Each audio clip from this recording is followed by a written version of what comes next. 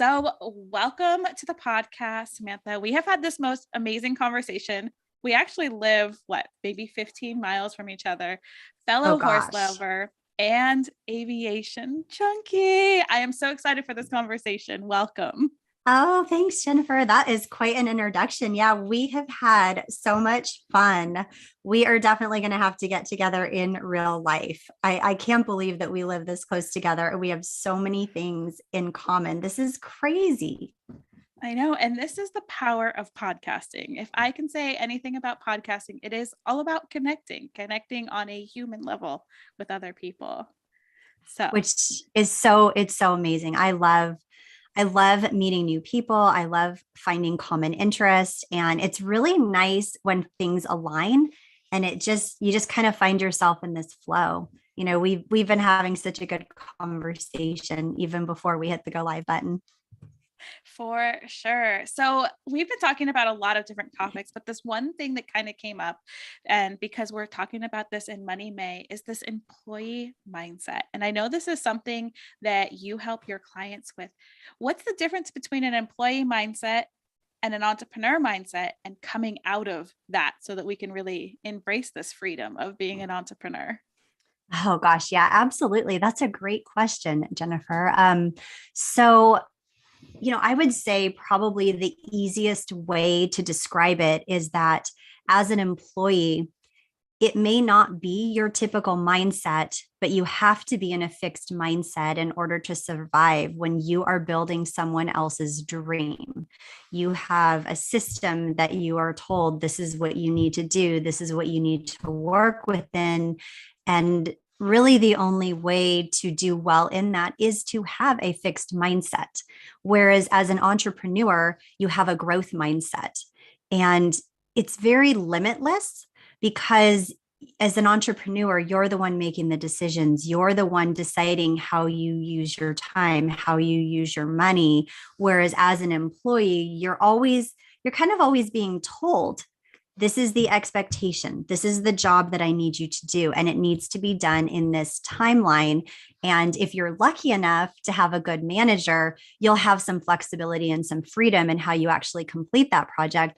But if you don't, if you have a manager that is a little bit more controlling and really stuck in that fixed mindset themselves, they're probably going to tell you every single step along the way that you need to take, and you just won't have any flexibility at all. And it's very difficult to shine as a human being.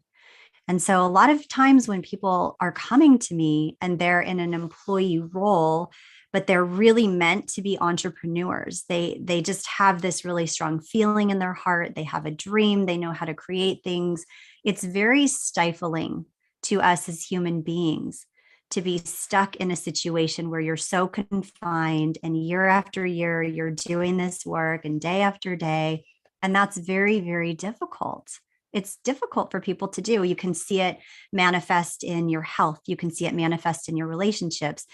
You can even see it manifest in your pocketbook. You can be an employee who's at six figures and you're making really good money. But if you're wasting that money, then it's very, very difficult for you to say, oh, I have this great life. Oh, I have this great career, because you're just so unhappy. You're really stuck and really confined. And that's, hence the term the fixed, right? Your mindset is fixed, you're limited. It's almost like living in a box. Ugh. I'm like, I just think back to my career days when I was working for someone else. I'm like, that cubicle, every time I think of a box or a cubicle, I'm like, oh yeah, I was never meant to be there. Everything, like you said, was out of balance. I was making the good money. I was able to do the things I enjoyed, but I wasn't enjoying the things that I should be enjoying. Right, right. There's that saying, I'm sure everybody has heard this. You can always make more money, but you can never make more time. And I think, when you're working for someone else, now, if you're working for somebody else and you're enjoying that, you have the flexibility to, bring your personality, to bring your gifts to the table, your skill set, because there are some companies out there that people have created where you do have a little bit more of that flexibility. But what I'm really talking about is if you're an employee and you feel stifled, you wake up in the morning and you are dragging. You have to have, 3 to 4 cups of coffee before you even get in the shower, just to try to get yourself going and try to get yourself awake. And it's like you're slugging through life. That's not any way to live. And if that's something that's going on for you in your life, I would say take a really long, hard look at what you're doing. And is there any way for you to take a step back and to think about what would bring you more joy? What would bring you closer to the person that you know that you are, that the person you know you want to be? Is there something that you already enjoy doing and you know that there's a need, that there's a pain point, that whatever this thing is that you want to bring to the table, if it's a product or a service, you know that there's this pain point, you can start working on that while you're still an employee for someone else. And I guarantee you, as you start to work on that and develop it, you will see your level of joy skyrocket.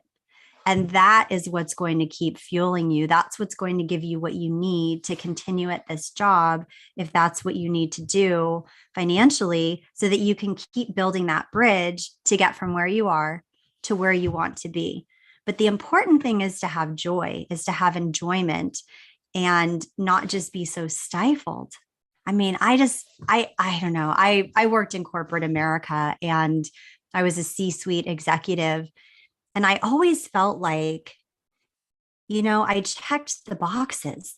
I had a really good career. I had worked up the corporate ladder. I had a good group of friends. I had a nice car. I had a nice relationship. I had a nice place where I lived. And I was so miserable and so unhappy. And I remember thinking at the time, this doesn't make any sense. This absolutely doesn't make any sense to me. We're told that there's this roadmap for a life that we should create if we want to achieve success. And it's very heartbreaking, honestly, when you get to that place and you've created this life and you have all the things, you have the stuff, and you do have some people around you, but maybe you're not as conscientious about who those people are and whether or not those are the people that you should have around you. It literally is heartbreaking. It's just so disappointing to be in that place and to look around. And then you start to wonder, okay, well, if this isn't it, and the roadmap wasn't what I thought it would be, now what? Now what do I do? I mean, have you had a situation where you felt like that? Yeah, until when was it? No, December of 2017. That was my life story. Until So I was finally you like, can, this roadblock has to go. I'm gonna blow it up. I'm gonna burn all the bridges down, and I'm gonna try something new. and is that when you started your production company? Actually, production is new. I just started it last year. I actually was a health coach and yoga teacher. Oh my gosh, that sounds amazing. Yeah, until I hit the burnt out. And I know that this is one of the things that you work through too. So I'll just share a minute of my story, because there is this truth about burnout. Because you work with your clients, and I had hit that because I was teaching yoga. I was working in, health coaching. I was helping chronic illness, helping chronic pain, and I was showing up on every social platform. I was doing all the marketing strategies. I was bootstrapping it and doing it all myself, where I ended up shutting it down.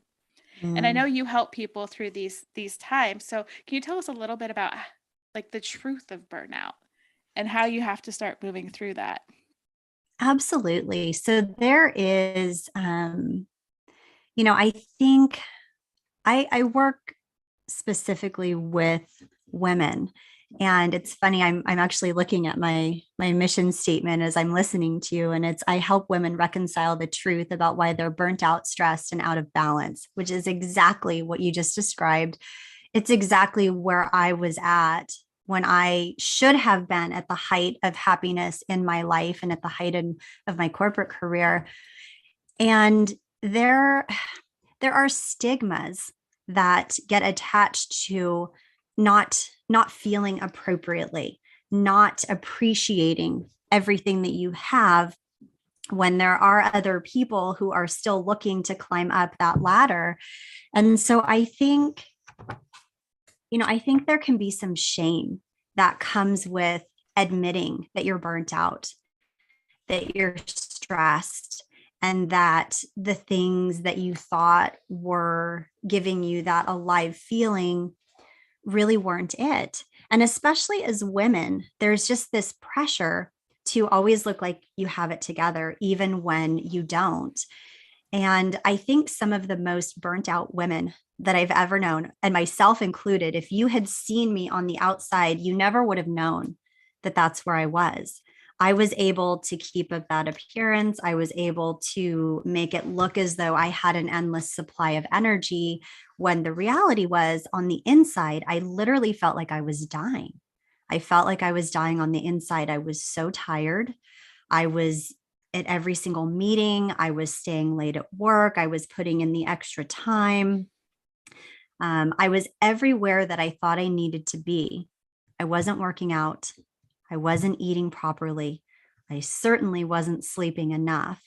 And so some of the things that I tell women that are at this stage is, number one, just take a deep breath and know that this is actually more normal in our culture than it's not. You're not alone. Wrap your arms around yourself, give yourself a big hug, and just know that it's okay. That the fact that you're finally admitting that you're burnt out, that you're stressed, and that this isn't anything resembling anything that you wanted to create is the first step in being able to take your life back and being able to get really honest about what it is you do want. Because I think when you're stressed out, when you're burnt out, when you're really out of balance and out of sync, you're pretty darn clear on what you don't want, because it's everything you have. So it's really easy to say, these are the things I don't want, but it's much more difficult to say, these are the things that I do want. So there's a little bit of a step back that needs to happen. Take that step back. There's some healing that also needs to happen. There's also some self-forgiveness that needs to take place, because especially again, as women, we put all of this blame on ourselves when that's not the reality. I mean, there's so many different things we can blame, and I don't necessarily know that that's a productive thing to do. I think it's a good exercise if you want to sit down and do just a brain dump and, write out a letter, write as many pages as you need to, just get all of that out of your system about, who you want to blame, who's responsible, how this feels, your anger, all of the emotions, and then take that letter and go put it in your barbecue pit and burn it and let it go. Let all of that emotion go and say to yourself, from this day forward, I'm never going back to this. Even if I don't know what this next path is, even if I don't know what these next steps are, I know that I'm not going back, and I know that I'm going to do whatever it takes to get myself in a better place so that I never feel as exhausted as I feel right now. Yeah. I'm like, yes, yes, yes, and yes. This culture, what we've created is, and I see it so much, is the hustle. Let's wear hustle as a Right. badge of honor. Let's work really hard. Let's move up to the top. But like you said, when you don't enjoy what you've worked for and you've become a slave to the dollar, where you're not getting to spend your money the way that you want, you're not getting to enjoy your life, the one thing you can't get back is time. Exactly. You can't get back time. You can't get back people. When I think back to some of the people that I had around me when I was at that difficult time in my life, there was a lot of people I would have liked to have kept around me, but I didn't have, I did have the time. I wasn't making the choices to spend time the way that I should have been spending it, the way that I really wanted to spend time. And I wasn't showing the people around me who I really cared about that I cared about them. So, that's another aspect to this where that cost is very high. And we're constantly told that money is the key metric. If you make $1 million, you're going to be ecstatic. You're going to have this incredible lifestyle business. You'll create this brand.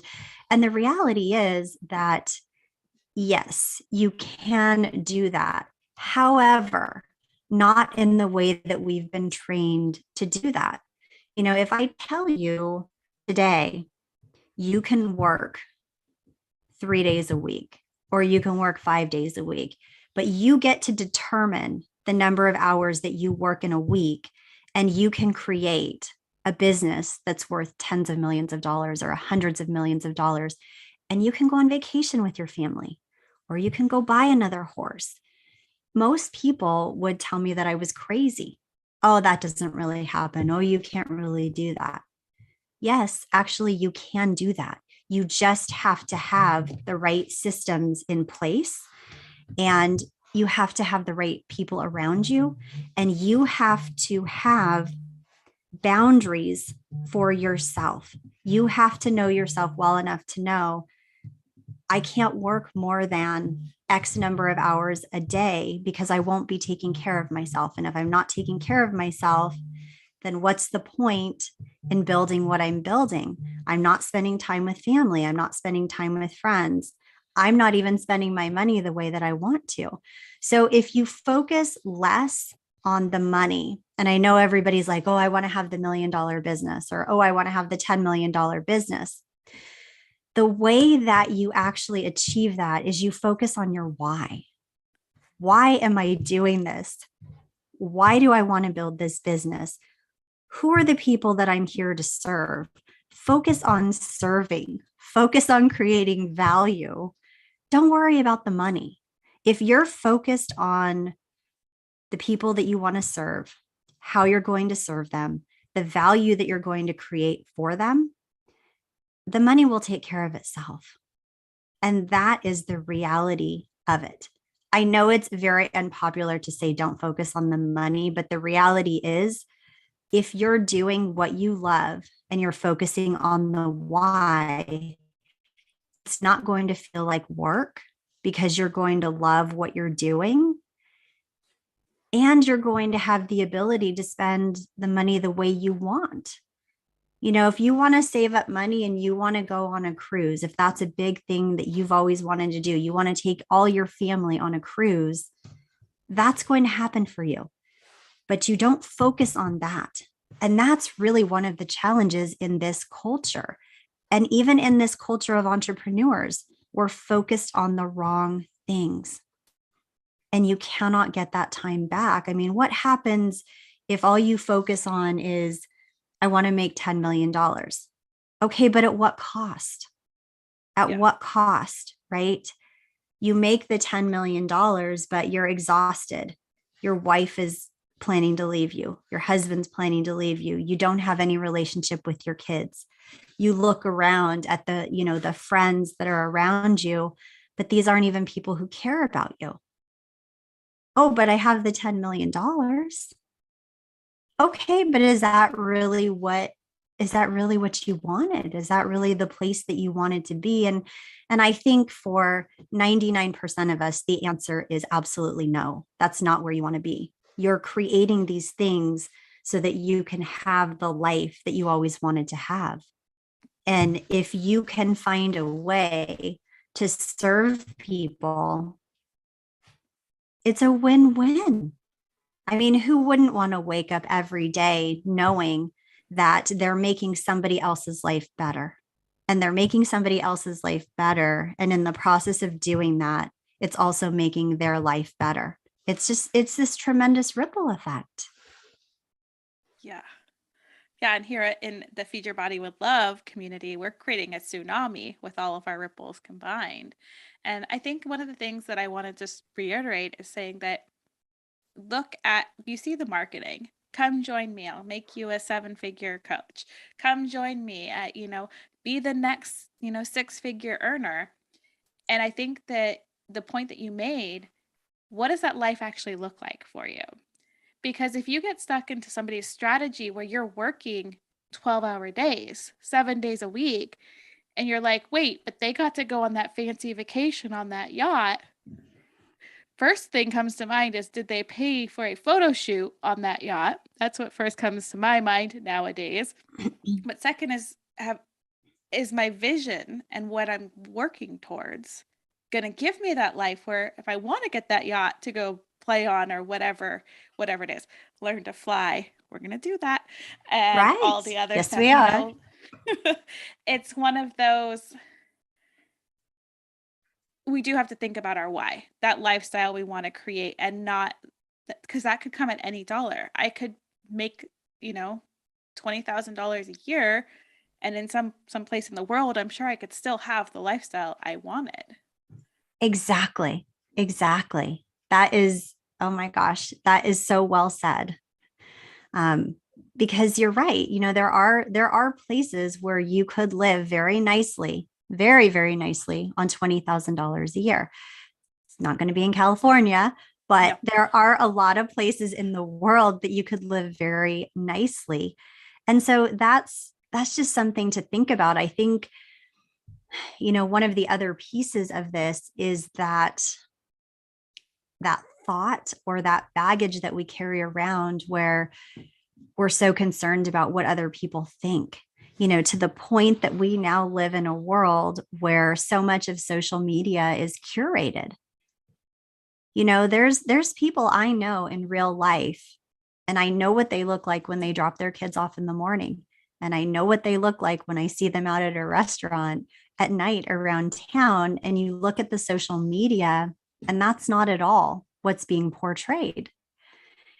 And I think that is a tremendous disservice because so many people are looking at that. They're looking at the social media and they're measuring their life against it.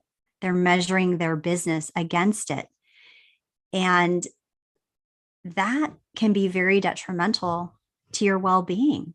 You shouldn't be measuring yourself against anybody else's success.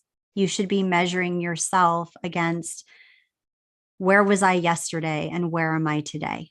Have I done one thing that has made my life better today? And if the answer is yes, I would say that is a tremendous win. Doesn't matter if you're, on a yacht.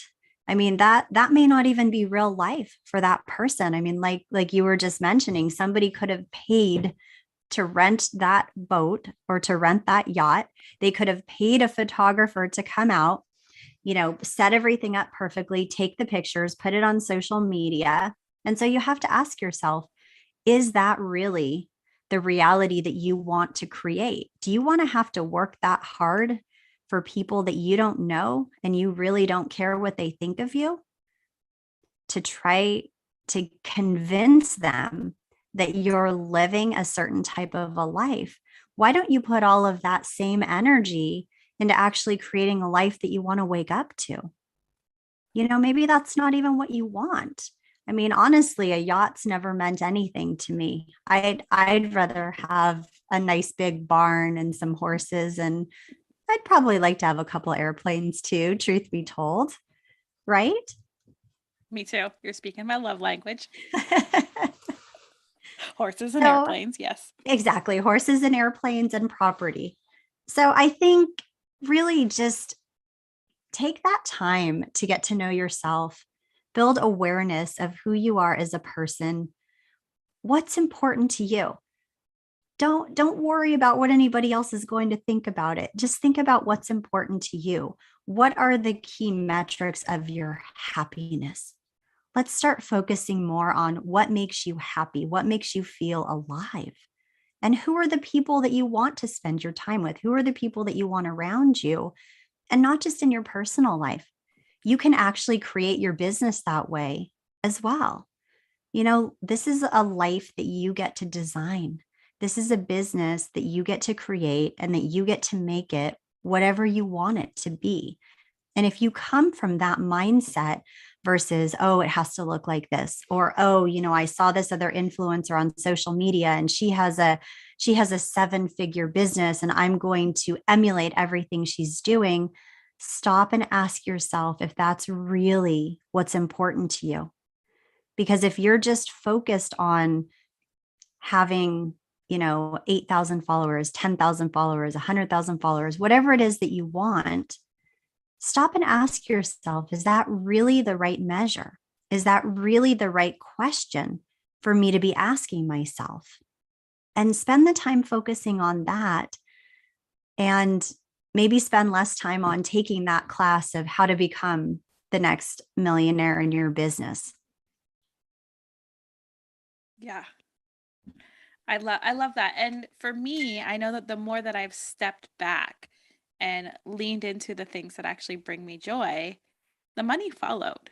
It seemed like, and it followed with ease, and there was a much bigger abundance of it. I was like, "Oh, I just worked really hard to make $5 an hour, and I worked 20 hours a day, you know, an exaggeration, but then all of a sudden it's like I stepped back, started doing what I loved, and it was like, okay, I can work an eighth of the time for twice the money doing something I Right. actually enjoy."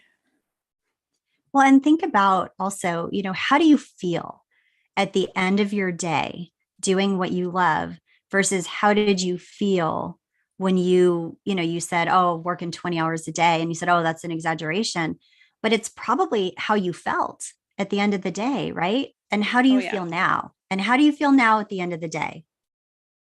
Oh, I can kick back. I can read my book. I feel relaxed and excited to get some sleep so that I can wake up and do it the next day.